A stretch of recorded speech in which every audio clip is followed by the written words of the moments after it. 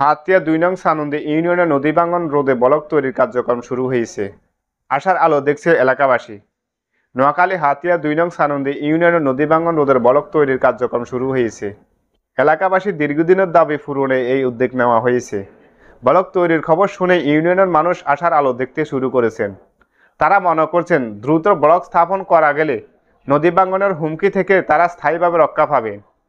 এর আগে নদীর তীরে সাময়িকভাবে জিও ব্যাগ ফেলে ভাঙন ঠেকানোর চেষ্টা করা হয়েছিল। তবে অনেক জায়গায় জিও ব্যাগগুলো নদীর প্রবল স্রোতে সরে যাওয়ায় কার্যকারিতা কমে এসেছে। এই অবস্থায় এলাকাবাসী ব্লক তৈরির কাজ দ্রুত সম্পূর্ণ করে তা নদীতে ফেলার দাবি জানিয়েছেন। স্থানীয়দের মতে জিও ব্যাগ সাময়িকভাবে কিছুটা সুরক্ষা দিলেও এটি দীর্ঘমেয়াদের কার্যকর নয়। তারা বিশ্বাস করেন ব্লক স্থাপন নদী ভাঙনের স্থায়ী সমাধান। দ্রুত ব্লক তৈরির কাজ শেষ হলে তাদের বাড়িঘর, কৃষিজমি এবং জীবিকা রক্ষা পাবে।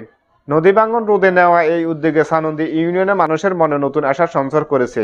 এলাকাবাসী কর্তৃপক্ষের প্রতি আস্থা রেখে দ্রুত কার্যক্রম সম্পন্ন হওয়ার প্রত্যাশা করেছেন।